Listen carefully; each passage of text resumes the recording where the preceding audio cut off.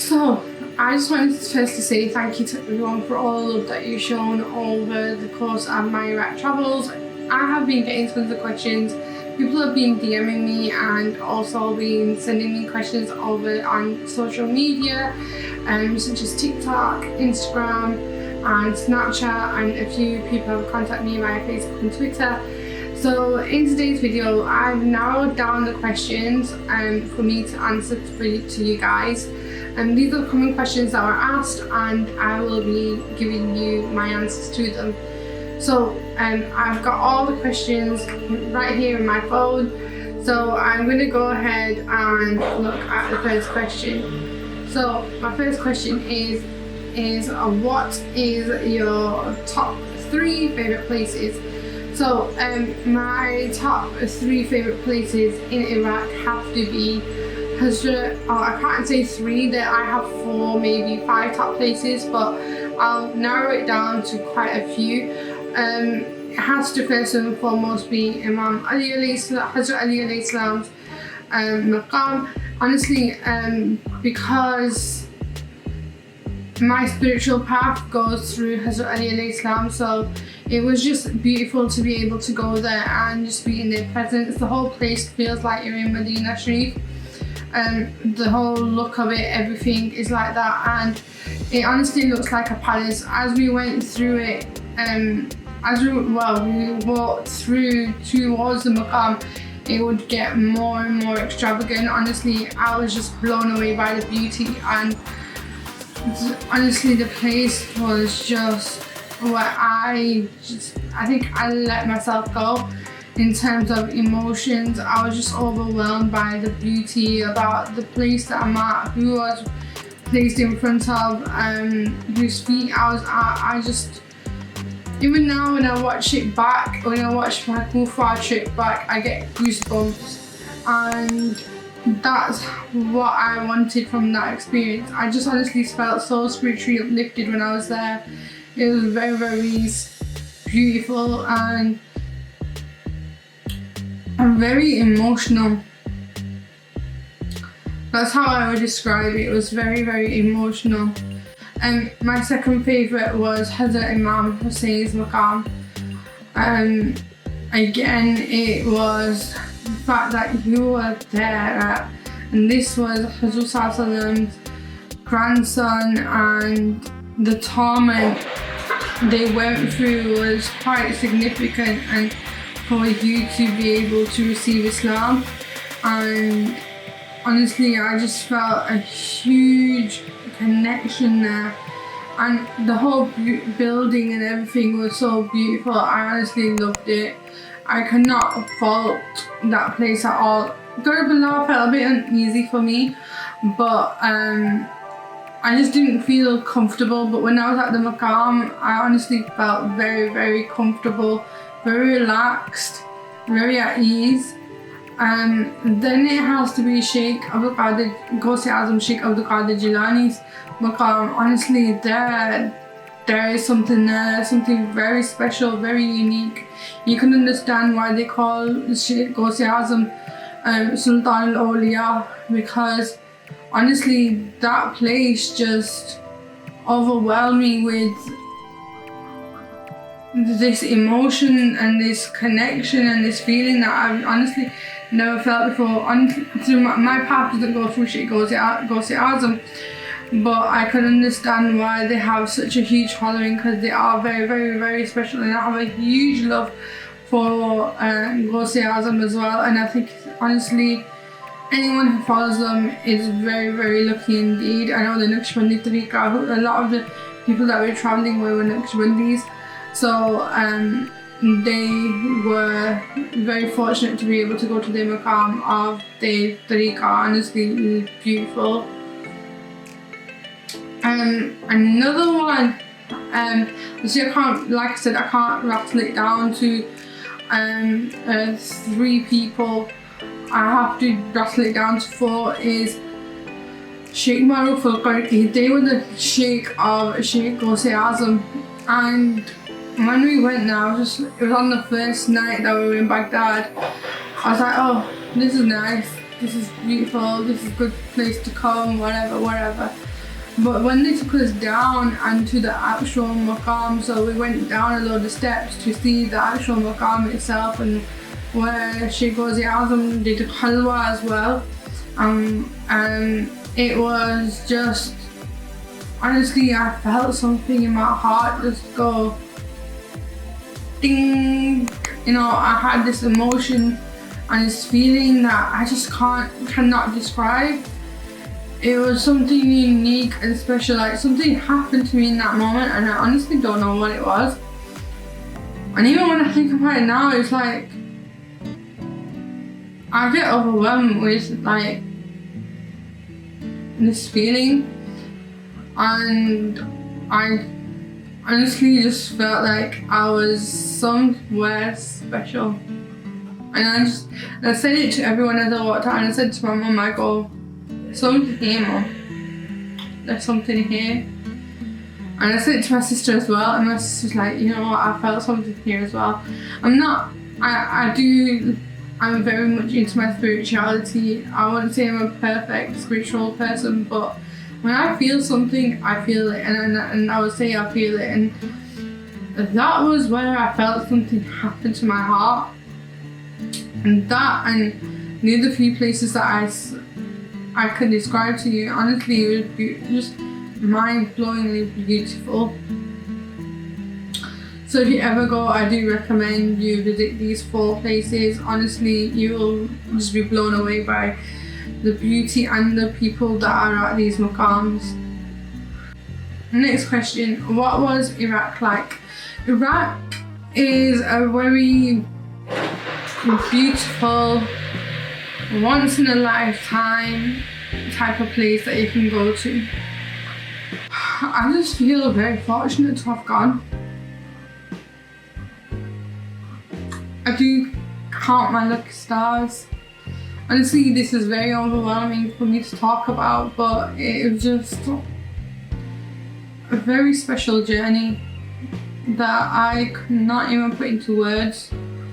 The people that I travelled with, the places that we went to, how we travelled, everything was just perfect. And I honestly describe it as a piece of heaven on earth. And I highly recommend everyone travel there, because you see it from, you know, like a non-Muslim sometimes point of view. Not a lot of Muslims go to Iraq apart from the Shias more than often, but as a Sunni, honestly, it's just so spiritually uplifting, and I miss that. When I was there, it's like we would always say to each other, honestly, it's like another spiritual high. We were on a high, and even when we got back, the girls, we were always talking about this spiritual highness, that we miss it because that place was so special, and it brought us that beauty into our heart, into our lives, and the people are beautiful, the place is beautiful. Baghdad is very modern. There are still signs of war. Like we went to one of the maqams in Baghdad, and we saw like burnt out. It was burnt out trains. You know, things are broken. People are living there. There is a lot of unemployment. There's a lot of poor living standards, everything, but it is just stunning. And I'd love to go back. Honestly, I just cannot wait. I felt so safe there. And that goes on to my next question is, did you feel safe in Iraq?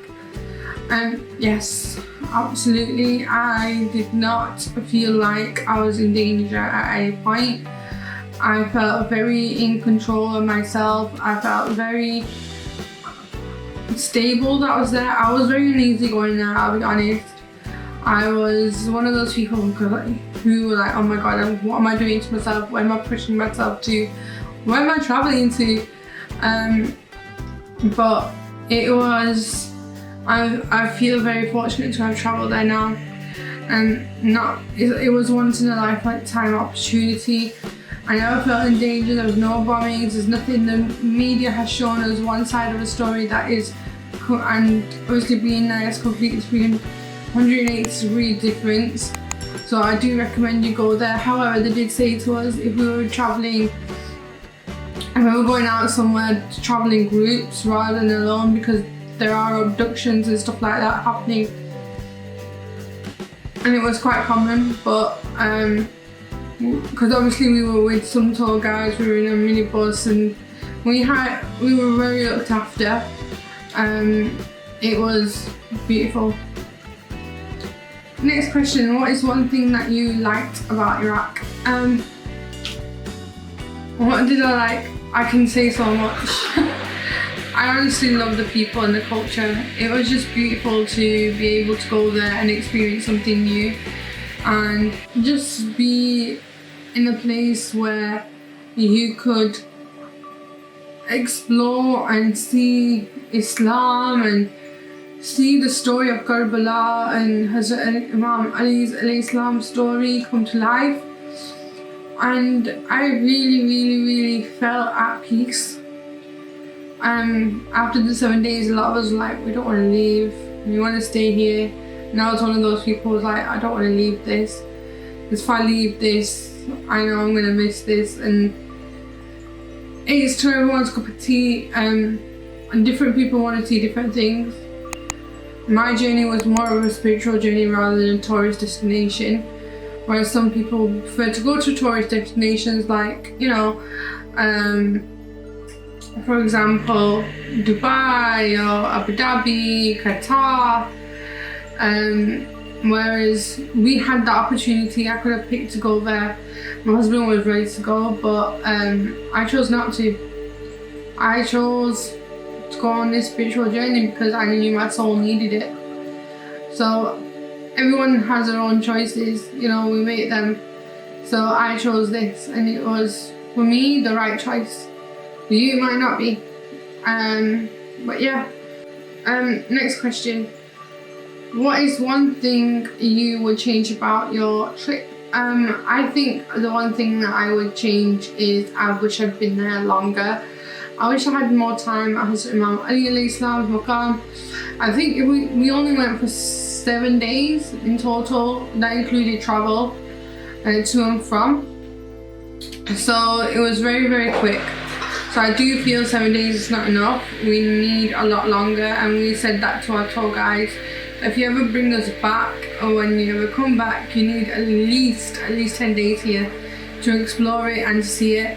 And I would really like to, you know, travel and go to the areas that were bombed harshly, and actually go there and see what the disaster is and how be someone that can help those. Maybe do a bit of charity work while I'm out there. I'd love to do that. And I would also like to go explore the south a little bit more. And yeah, I'd just love to be able to travel around the country rather than we stayed right up in the north. All we did was Baghdad, Najaf and Karbala, which are all like a line type of thing. And we did both at the same time. But I really do think that we need to be able to go around a little bit more, because there's a lot more places that we could have visited. Next question: what was the food like in Iraq? So in Iraq, honestly, the food is beautiful. The hotel that we stayed at in Iraq, in Baghdad, we had 2 hotels. One was in Baghdad, one was in Karbala. They both were like very accommodating to our Pakistani needs, because a lot of us were Pakistanis on this trip. So the one in Baghdad was Iraqi owned, and that guy used to travel everywhere with us. Whenever we went around Baghdad, he made our life easy. But he did make sure that we got our Pakistani food. They'd make rice, they'd make kebabs, they'd make samosas, they'd do everything. And we even got to have a taste of their own food, which was like the soups and the salads and the different dressings that they have. It was just very beautiful to be able to try it, and it was a family-run business, so we were very, very accommodated, and honestly loved that place. In Kyrgyzstan, we were at another Pakistani-owned hotel, and the good thing about there, morning, breakfast, lunch and dinner, you would get tandoori roti. They had a fresh tandoor there, and there used to be a man who used to stand and make this fresh tandoori roti for you guys to eat, and honestly it was beautiful. Again, there was a lot of choice of food, but I did prefer the Baghdad one compared to this one. That's just my personal choice. Next question. How did you travel around Iraq? Did you have a tour guide or did you travel alone? We did actually we travelled with a tour company from the UK who are Pinnacle Tours. They're honestly absolutely brilliant. They're doing a variety of tours in different countries. They're going to Egypt, Uzbekistan, Pakistan. They're going to go to Iran and Iraq, as far as I know about this year. So I'll leave a link in the description box to the Instagram below for you guys to check that out. They're based in Bury in the northwest, so yeah, they go to Turkey as well. Sorry, I forgot to mention that. So we travelled with them because you do need a tour company to show you the places, because these places are not easy to find, and when you're there you do need someone on the ground. So for us in Baghdad, we were lucky enough to have the hotel owner as our guide. He would travel to all the maqams with us. He'd tell us what to do, and even to help, he would be our aid to get through the security, because there was always checkpoints, and those security checkpoints needed someone to have a license or something. They needed to know people on the ground, and yeah, we were very fortunate to have him with us. And then we also in Kyrgyzstan, we were kind of like left to our own devices and our own tour operators, the owners of Pinnacle Tours. They took us to the both maqams of Hazrat Abbas and Hazrat Imam Hussein's, and then we just did our own thing. When we were in Kufa and Najaf, we had someone on the ground who would take us around to the maqams, and then we would come back as a group and, you know, at the end of the day get together. So it was very, very easy for us. For your own safety, yes, I highly, highly recommend that you do have someone. It's not a country that you can go to on your own, or, you know, have that bit where you just think you can do your own thing. No, it's not one of those countries. We're not there yet, especially with the whole security issue there, but it's moving in that direction. I do feel like it's like going back into Pakistan, but like 10 years ago, before the whole Imran Khan revampedness, before all that happened. It was like going back into Pakistan in the olden days. That's what I felt it was like. How come you didn't travel to Kyrgyzstan?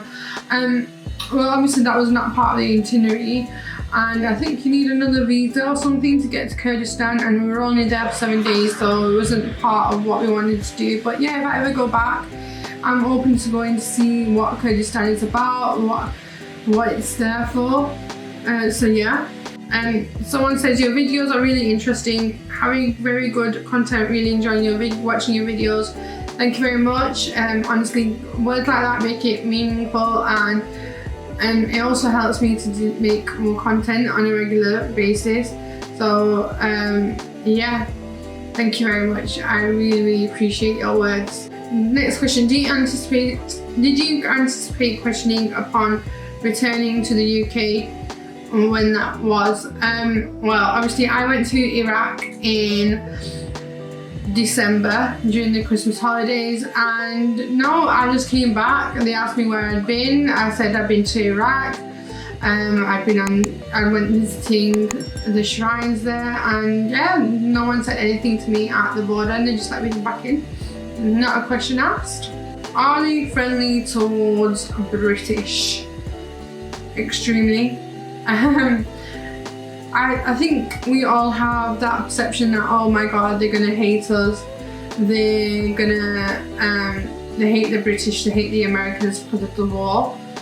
they're actually not like that. They're actually really friendly people. The funny thing was, we went to Hazrat, I think it was Hazrat Imam Hussein's maqam, and I went in, and at the Shia shrines there's a lot of security that you have to go through.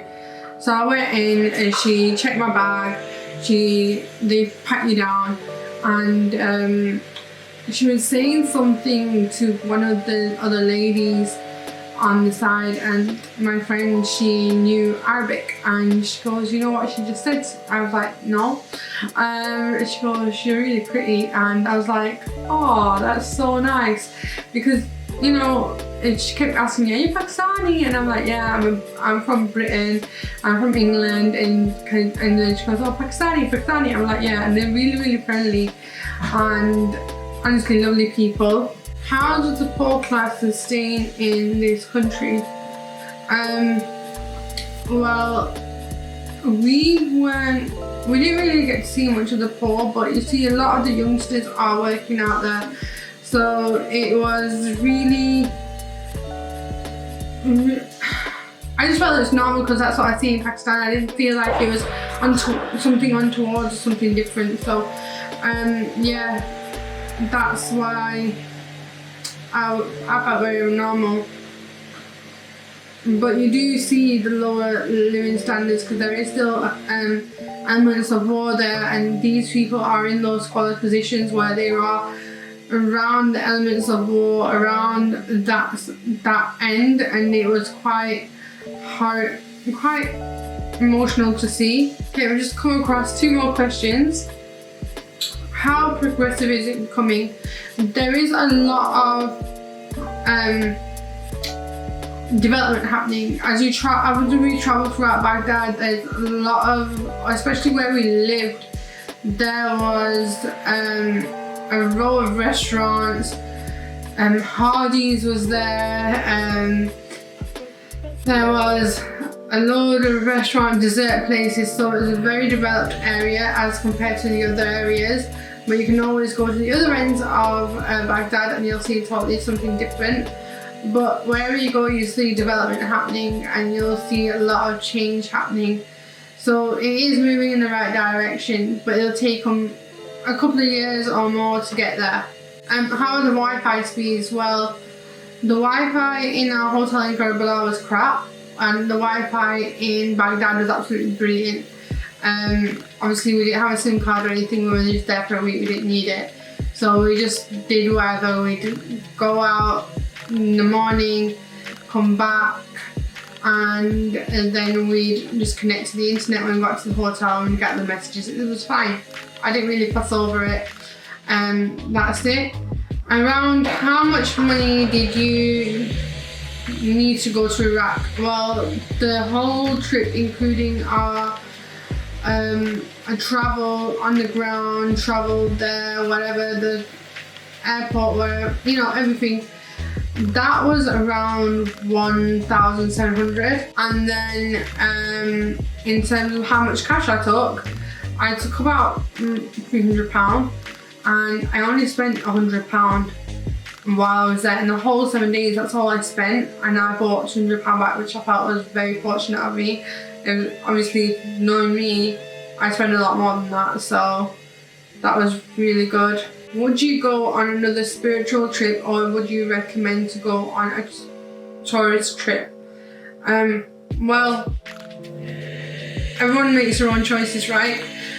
For me, I'd love to go back to Iraq and do a bit of both, really. Have that spiritual side and also do a lot of this travel, but I'm happy either way. I do love the whole spiritual side of things, as it makes me feel a lot stronger spiritually. But yeah, I'd love to explore more, as I mentioned before. Right, that brings me to the end of my Iraq Q&A. If you want to see what I got up to in Iraq, why don't you click on this video here, and this will take you to my full playlist of all my videos of Iraq, my Iraq series. I hope you've enjoyed it. I'd love it if you subscribe to my channel by clicking the subscribe button down below and ringing that notification bell to be notified of every time I upload. And take care of yourselves and your loved ones, and I'll see you in the next video. Bye!